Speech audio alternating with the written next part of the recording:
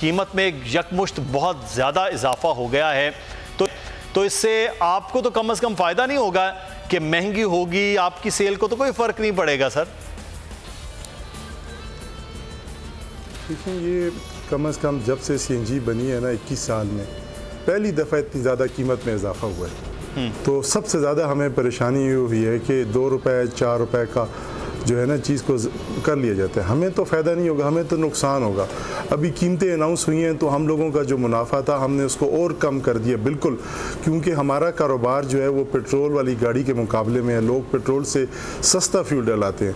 अगर पेट्रोल का और CNG के फ्यूल का कीमत का फ़र्क कम हो जाए तो हमारे कारोबार पर इससे बहुत ज़्यादा असर पड़ता है। तो हम लोग तो इससे बड़े नाखुश हैं और बहुत ज़्यादा परेशान हैं, क्योंकि तकरीबन 5.5 लाख लोग जो हैं पूरे पाकिस्तान में CNG सेक्टर से वाबस्ता हैं और 450 अरब रुपए की ये इंडस्ट्री है, जिसमें 200 अरब इनडायरेक्ट है और 250 अरब का इक्विपमेंट रजिस्ट्रेशन है और 37 लाख गाड़ियाँ जो हैं वो CNG पे चल रही हैं। और हमारे मुल्क की तकरीबन तमाम बड़ी बसेज़ और हाईएस और रक्षा और टैक्सी वो CNG पर है। तो ये गरीब आवाम और मिडिल क्लास का फ्यूल है। अब जब CNG की कीमत महंगी होगी तो काफ़ी सारे लोग गाड़ियों का इस्तेमाल कम करेंगे, किराए बढ़ जाएंगे, लोगों की जेब से पैसे निकलेंगे, हर चीज़ में फ़र्क पड़ेगा। तो हमारे लिए तो ये बहुत तकलीफ़ की बात है। सही। अच्छा पराचा साहब, ये तो करीब आप कह रहे हैं कि 450 अरब रुपए की 5.5 लाख लोग बराह रास्त मुतासर है, लेकिन उससे ज़्यादा मुतासर जो बाकी आवाम है जो सफ़र करती है उनके लिए भी मुश्किलात हो सकती है। मैं डॉक्टर साहब से भी इस हवाले से बात करूँगा, लेकिन गुलाम मुर्तज़ा हमारे नुमाइंदे कोयटा से मौजूद हैं। वहाँ क्या रद्द अमल है CNG की जो कीमतें बढ़ी हैं वो देखते हैं, उस पर बाद डॉक्टर उमेश से बात करते हैं।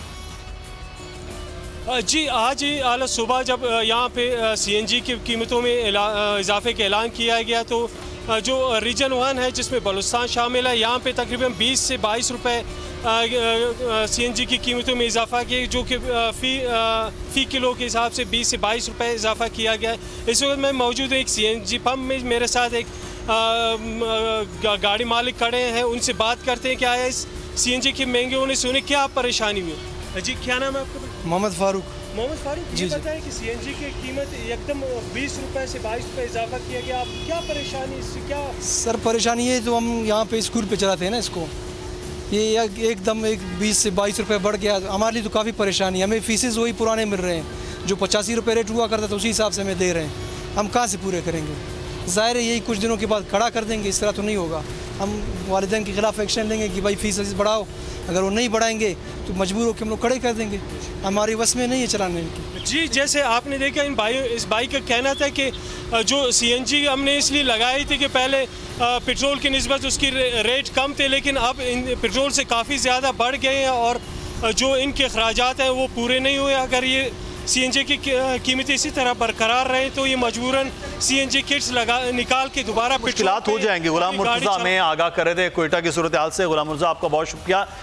डॉक्टर साहब, जो CNG पे चलने वाली गाड़ियाँ हैं उनमें दरमियाने तबके के लोग हैं, रिक्शा चलाने वाले हैं, वैन चलाने वाले, उनमें बैठने वाले भी वो आम लोग हैं। अगर ये 20 से 22 रुपए एकदम से इजाफा हुआ है, जहां कारोबारी जो इससे वाबस्ता हैं लोग जैसे पराचा साहब मौजूद हैं वो तो परेशान हैं, एक आम पब्लिक के लिए भी आप नहीं समझते कि बहुत बड़ा सेटबैक होगा? किराए बढ़ जाना और कीमतें और मामला तो बाकी चीज़ों की भी पहले बढ़ी हुई हैं। देखिए, पहली चीज़ तो ये कि जितनी भी पेट्रोलियम प्राइसेस हमारे पास पाकिस्तान में, इंटरनेशनली अगर हम देखेंगे सबसे ज़्यादा कम प्राइस पाकिस्तान में है। दूसरा ये कि अगर बेलो पॉवर्टी लाइन जो लोग रहते हैं उनको कैसे सब्सिडाइज़ किया जाए, उनको कैसे हेल्प की जाए, इसी वजह से ही हमने जो स्पेशल प्रोग्राम बनाया है उसके अंदर बहुत ज़्यादा अमाउंट रखा है कि लोगों को कैसे फैसिलिटेट किया जाए। मगर जो बिज़नेस कम्युनिटी है या CNG वाले हैं वो भी अगर ऐसा कोई प्रपोज़ल हमें दें, जो मेरी जहन में जैसे अपटोमा के हवाले से तो हो सकता है, रीप के हवाले से हो सकता है, मुझे CNG के हवाले से कोई ऐसा समझ में नहीं आ रहा है, क्योंकि मैं भी इकोनॉमी का स्टूडेंट हूँ, मुझे भी इन सारी इकोनॉमिक्स का पता है कि कौन सा प्रपोज़ल। हाँ, जो मुजम्मल ने बात की कि भाई गाड़ी इतने की थी या प्रॉपर्टी इतने की थी, रियलिस्टिक होना पड़ेगा। मुझे एक कोई ऐसी चीज़ बताएं जिसका गवर्नमेंट ने जो रेट फिक्स किया है वो रेट आज की जो चीज़ है उस चीज़ है उससे कम में या ज़्यादा है। आज भी 80% होगा, 100% नहीं होगा। हाँ, अगर 120% कर दिया है इसका मतलब कि गवर्नमेंट 100 नहीं 100 200% गलत है। अगर गवर्नमेंट ने उस रेट को जो 20% के ऊपर वैल्यू थी, उस वैल्यू को 80% एक्चुअलाइज करके लेके आई है, फिर भी 20% की गुंजाइश रखी है, तो ये गवर्नमेंट का हक है, गवर्नमेंट का हक है। अब लोग अवाम जो है, जो मुजम्मिल बात जो कर रहा था, अवाम जो एक आदत बनी हुई है कि भाई मैं 10 करोड़ की प्रॉपर्टी 2 करोड़ पे दिखाऊं, तो वो 2 करोड़ वाला वक्त चला गया। अब इस मुल्क को बहुत ज़्यादा इन 72 सालों के अंदर नाकाम पॉलिसियों ने इस मुल्क को इस नहज के ऊपर पहुंचाया है।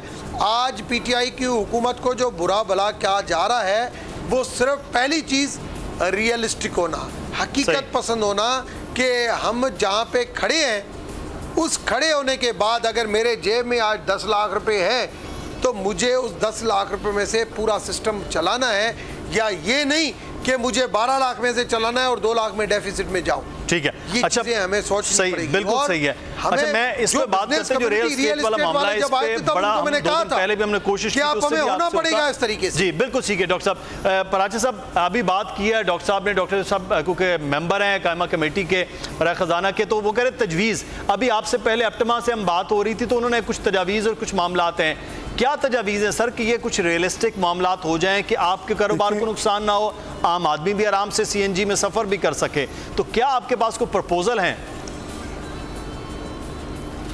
जी बिल्कुल, हम तो चाहते यही हैं कि देखें, हम गवर्नमेंट के इस फैसले के साथ मुतफिक हैं कि तमाम लोग टैक्स दें। मैं आपको बताता चलूँ, सीएनजी सेक्टर वाहिद टैक्स है कि जो सेल टैक्स जो है ना, आप ज़रा सोचें 17% है, हम 26% देते हैं, हम पे एडवांस टैक्स लिया जाता है। हमारा गैस का जो टैरिफ है वो 1283 रुपये है, सबसे हाईएस्ट टैरिफ है। अब हमारे पास 3 ऑप्शन हैं। पहला ऑप्शन ये है कि गैस का टैरिफ जो है वो इंडस्ट्रीज़ के बराबर किया जाए, जनरल इंडस्ट्री के, एक्सपोर्ट का टैरिफ तो बहुत कम है, जनरल इंडस्ट्री के बराबर किया जाए, पहली तजवीज़ ये है। दूसरी तजवीज़ ये है कि जो GIDC है वो कोर्ट में काफ़ी अरसे से पेंडिंग है, उस पर झगड़ा बना हुआ है। वो लगाया इसलिए गया था कि रेवेन्यू जमा हो, अब रेवेन्यू इनके पास IMF की शर्त के मुताबिक GIDC जो है उसको ख़त्म किया जाए, वो तमाम सेक्टर्स पे लगाया गया था। अच्छा। ताकि वो दिया जाए, वो अदालतों में है, उसको ख़त्म किया जाए।